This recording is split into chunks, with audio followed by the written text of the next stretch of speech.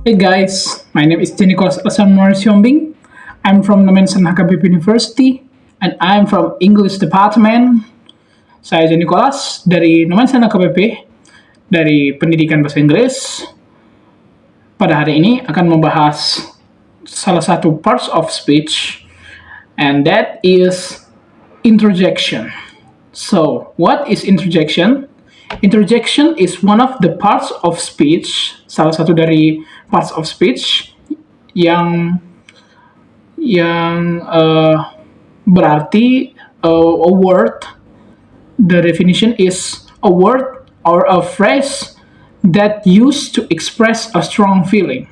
Singkatnya, interjection adalah suatu kata untuk mengekspresikan perasaan atau emosi. So, what is the function of interjection? Apa fungsinya? Interjection is useful for expressing a feeling like just I said, seperti yang saya bilang tadi, untuk mengekspresikan perasaan yang kuat ya, atau perasaan yang berkesan, seperti bagaimana untuk menggambarkan perasaan sedih, perasaan marah, atau perasaan kecewa. So, it used to express a strong feeling, whether you mad, sad, or disappointed. So yeah, that's the first function. The second function is to convey a surprise element, a joy element, or even an intense situation. Jadi dia bisa digunakan juga untuk menggambarkan atau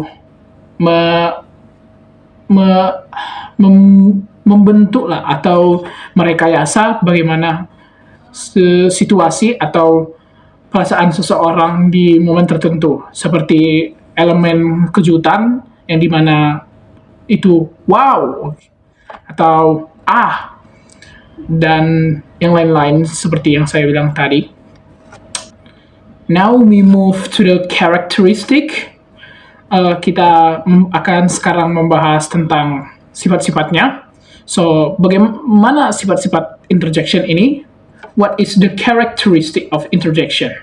Well, first, it stand-alone words or phrases. Dia adalah sebuah kata yang berdiri sendiri atau independen di dalam basic grammar atau di paragraph writing, yang berarti dia tidak perlu bantuan kalimat lain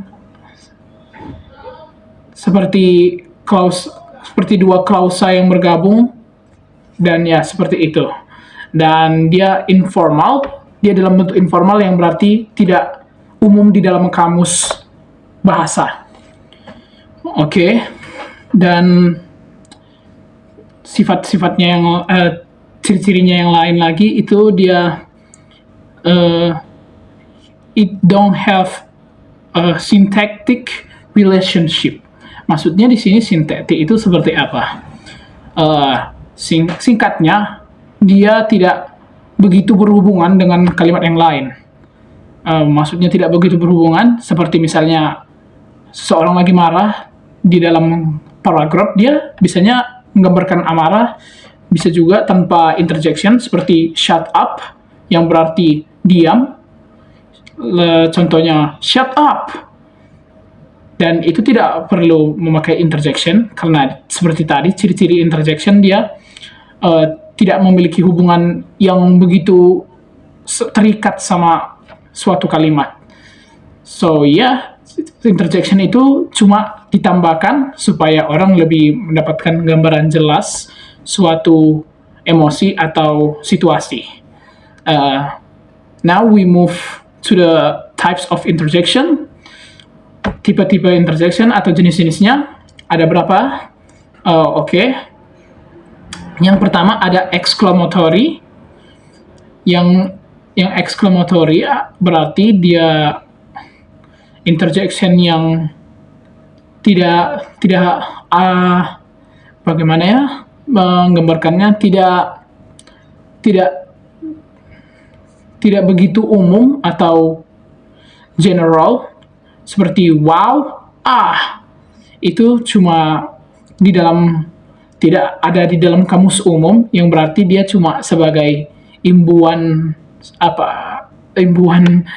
perasaan atau strong feeling. And second, we have Voldivive interjection. Voldivive itu berbentuk permohonan atau what do I say it? An emotion or a feeling of begging.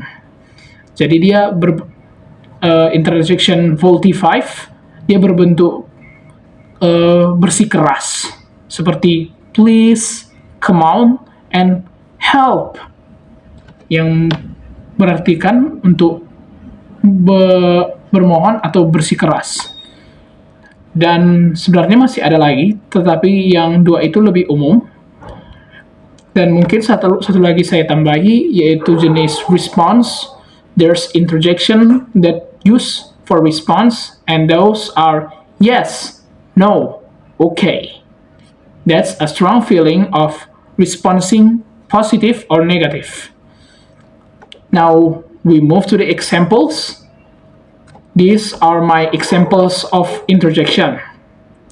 First, wow, that was an amazing performance, which is mean, wow, itu adalah pertunjukan yang hebat atau pameran yang sangat menakjubkan.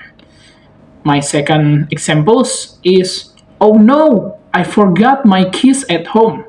Oh tidak, saya melupakan kunci saya di rumah.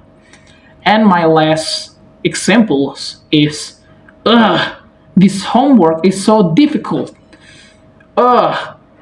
Pekerjaan rumah ini sangat susah atau tidak mudah. So yeah, that's the examples, and that's my explanation of interjection. Thank you for watching. See you next time.